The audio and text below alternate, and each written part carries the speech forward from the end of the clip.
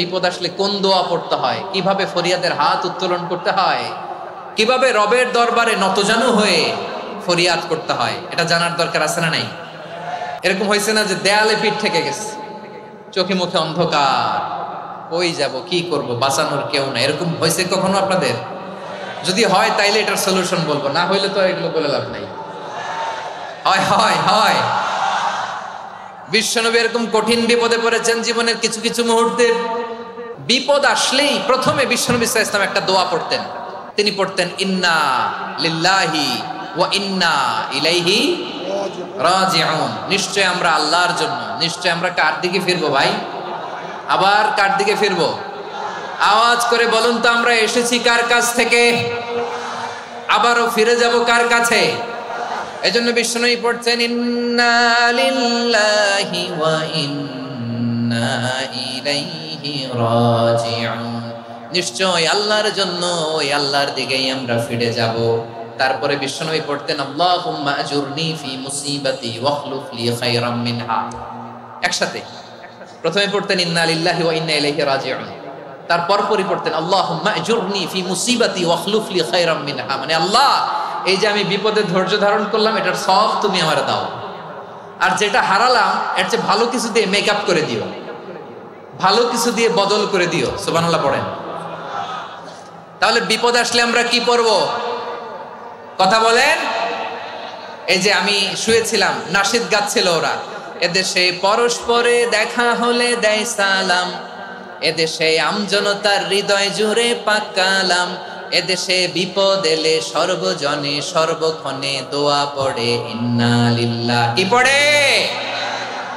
সুবহানাল্লাহ সুবহানাল্লাহ সুবহানাল্লাহ সুবহানাল্লাহ। এদেশে আজান শুনে সূর্য ওঠে শহর গ্রামে, এদেশে আজান শুনে সূর্য ডুবে সন্ধ্যা নামে, এদেশে সকল কাজে সবাই বলে বিসমিল্লাহ, এদেশে ভালো কিছু দেখে শুনে হাসি মুখে সবাই বলে মাশাআল্লাহ। সুবহানাল্লাহ পড়েন। তাহলে বিপদ এলে আমরা কি পড়ি? কথা বুঝলে সবাই উত্তর দিতে হবে, বিপদ এলে কি পড়ি? তাহলে বিপদ এলেই আমরা এখন থেকে ইন্না লিল্লাহ পড়বো, নাকি হাই হুতাশ করবেন? একদল আছে হাই হুতাশ করে, হায় আল্লাহ রে, মোর কি হইল রে, মুই কি হরমু রে, মুই কমবে জামু রে, আছে না নাই? এরকম বিলাপ করতে নিষেধ করেছেন বিশ্বনবী। কি করব, কই যাব, কি হবে, হায় হায়, এরকম হাহুতাশ আছে না নাই? বিশ্বাসীরা হাহুতাশ করে না, তারা ইন্না লিল্লাহ পড়ে। কি পড়ে মনে থাকবে? আমরা পড়বো ইন্না লিল্লাহি ওয়া ইন্না ইলাইহি রাজিউন। নিশ্চয়ই আমরা আল্লাহর জন্য, আমরা আল্লাহর দিকেই ফিরে যাব। এরপর পড়বো আল্লাহুম্মা আজুরনি ফি মুসিবাতি ওয়াখলুফ লি খায়রাম মিনহা। আল্লাহ, আমি যে বিপদে ধৈর্য ধারণ করলাম এটার সওয়াব দিও, আর যা হারালাম তার চেয়ে ভালো কিছু দিয়ে বদল করে দিও। সুবহানাল্লাহ পড়েন। বিশ্বনবীর হাদিস শুনলেন উম্মে সালামা রাদিয়াল্লাহু তাআলা আনহা। ওনার স্বামী হলো আবু সালামা। মজার ঘটনা খেয়াল করে শুনেন আমার প্রিয় কলিজার টুকরা ভাইয়েরা। কানগুলো খরগোশের কানের মতো খাড়া করে আমার দিকে তাকান। সাইয়্যিদাতুনা উম্মে সালামা রাদিয়াল্লাহু তাআলা আনহা, ওনার স্বামীর নাম আবু সালামা। শ্রেষ্ঠ দম্পতি, শ্রেষ্ঠ ফ্যামিলি। প্রথমে হিজরত করেছিলেন হাবাসায়, পরে হিজরত করেছেন মদিনায়। উহুদ যুদ্ধের পরে ওনার স্বামী আবু সালামা ইন্তেকাল করলো, শহীদ হলো। সুবহানাল্লাহ পড়েন। যখন আবু সালামা ইন্তেকাল করলো, উম্মে সালামা রাদিয়াল্লাহু তাআলা আনহা কেঁদে কেঁদে হয়রান। আর নবীর শিখানো বাণী অনুযায়ী তিনি বারবার পড়ছিলেন ইন্না লিল্লাহ। কি পড়ছিলেন? মুই কই যামু, কি হরমু, এগুলো বলে নাই। কি বলছে? ইন্না লিল্লাহ। যেহেতু বিশ্বনবী বলেছেন কেউ যদি বিপদের প্রথম ধাক্কায় পড়ে ইন্না লিল্লাহি ওয়া ইন্না ইলাইহি রাজিউন, আল্লাহুম্মা আজুরনি ফি মুসিবাতি ওয়াখলুফ লি খায়রাম মিনহা, তাহলে এই বিপদে যে সে যা হারালো তার চেয়ে শ্রেষ্ঠ কিছু দিয়ে আল্লাহ তার বদল দিয়ে দিবে। এই হাদিস শুনে উম্মে সালামা রাদিয়াল্লাহু তাআলা আনহা, ওনার প্রাণ প্রিয় স্বামী আবু সালামার ইন্তেকালের পরে চোখের পানি ছাড়ে আর পড়ে ইন্না লিল্লাহি ওয়া ইন্না ইলাইহি রাজিউন, আল্লাহুম্মা আজুরনি ফি মুসিবাতি ওয়াখলুফ লি খায়রাম মিনহা। বারবার এই দোয়া পড়ে চোখের পানি ছাড়ে, এই দোয়া পড়ে চোখের পানি ছাড়ে, আর মনে মনে বলে আবু সালামার মতো ভালো মানুষ মদিনাতে নাই, আবু সালামার চেয়েও ভালো মানুষ মদিনাতে নাই, তার চেয়ে ভালো মানুষ কি করে আল্লাহ তাআলা আমারে দিবে, তার চেয়ে ভালো মানুষ তো আমি মদিনাতে দেখি না। চোখের পানি দিয়ে বুক ভাসায় আর নবীর হাদিসের উপর আমল করে পড়ে ইন্না লিল্লাহি ওয়া ইন্না ইলাইহি রাজিউন, ইন্না লিল্লাহি ওয়া ইন্না ইলাইহি রাজিউন। পড়তে পড়তে চোখের পানি ছাড়ে আর চিন্তা করে বিশ্বনবী বললেন এই দোয়া পড়লে যেটা হারালাম তার চেয়ে ভালো কিছু দিয়ে আল্লাহ পুরস্কার দেয়। আবু সালামার চেয়ে ভালো মানুষ মদিনার মধ্যে আর কে হতে পারে? কি আজীব তামাশা, কি অবাক করা ঘটনা।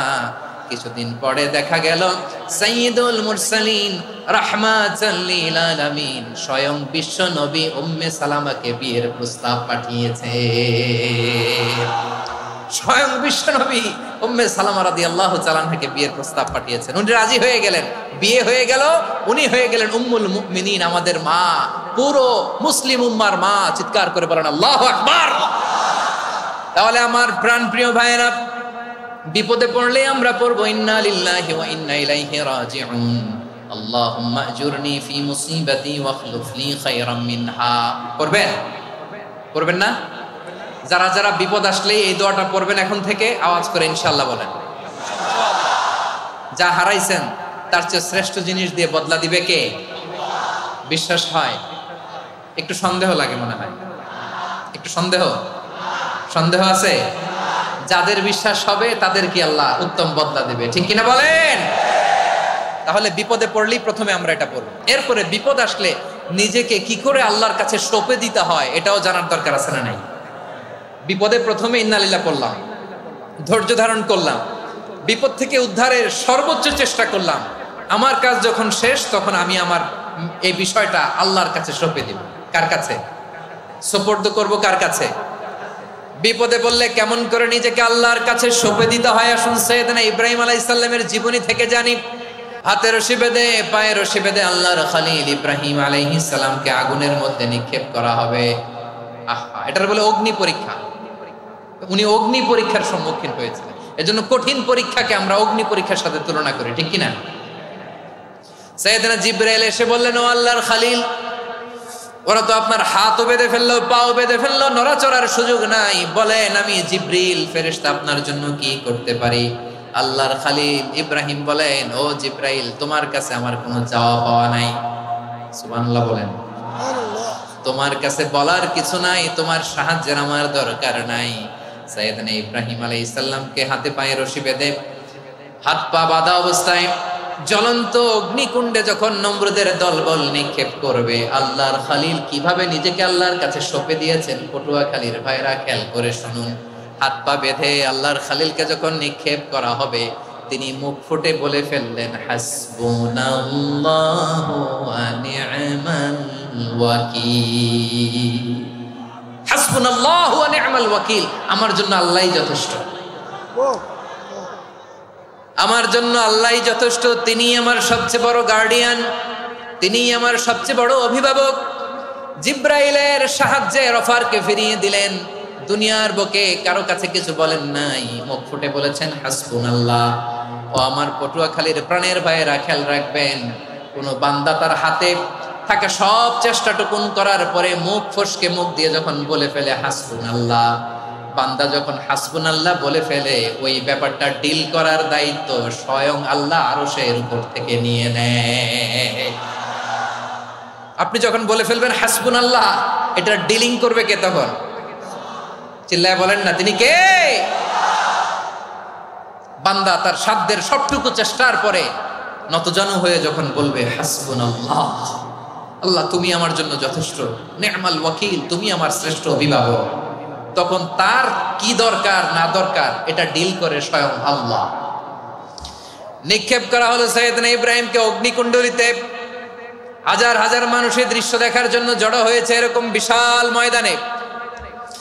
কিন্তু কি অবাক করা ঘটনা, সবাই ভয় পাচ্ছিল, না জানি কি হয়ে যায়। আল্লাহর খলিলকে যখন আগুনের কুণ্ডলিতে নিক্ষেপ করা হয়, আল্লাহর খলিল ইব্রাহিম আগুনের কুণ্ডলীর মধ্যে বসে বসে মানুষগুলোর দিকে তাকিয়ে হাসতে শুরু করে দেয়। কারণ আকাশ থেকে রব্বুল আলামিন স্পেশাল ভার্ডিক্ট নাজিল করেছেন, স্পেশাল হুকুম জারি করেছেন, কুল্লা ইয়া নারু কুনি বারদান ওয়া সালামান আলা ইব্রাহিম। ও আগুন খবরদার, সৃষ্টি শুরু থেকে তোকে একটা ধর্ম আমি বাতলে দিয়েছিলাম, তোর ধর্ম আগুনের ধর্ম হলো যা পাবে জ্বালিয়ে সারখার করবে। আল্লাহ বলল, ও আগুন, তোর ধর্ম দিয়েছিলাম তুই সব জ্বালিয়ে পুড়িয়ে সারখার করে দিবি, কিন্তু ক্ষণিকের জন্য আমি তোর জ্বালিয়ে দেওয়ার ক্ষমতাটাকে কেড়ে নিলাম, জ্বালিয়ে ভস্ম করে দেওয়ার ক্ষমতা আমি কেড়ে নিলাম। কুনি বারদান, ঠান্ডা হয়ে যা, কিন্তু এত বেশি ঠান্ডা হবি না আবার আমার ইব্রাহিমের জন্য সর্দি লেগে না যায়। সুবহানাল্লাহ, এত আস্তে বললে হবে? কুনি বারদান, বারদ মানে বরফ, ঠান্ডা, ঠান্ডা হ, কিন্তু এত ঠান্ডা হবি না যাতে আমার ইব্রাহিমের কষ্ট হয়। আগুন বলে, আল্লাহ একবার বললাম ঠান্ডা হ, আবার বলো এত ঠান্ডা হবি না যাতে খালিলের সর্দি না লাগে। কেমন ঠান্ডা হব, কেমন এনভায়রনমেন্ট তৈরি করে দেব বলো। আল্লাহ বললেন, সালামান আলা ইব্রাহিম, আমার খালিল, আমার কলিজা, আমার ইব্রাহিমের জন্য তুই জান্নাতের গুল বাগিচা হয়ে যা।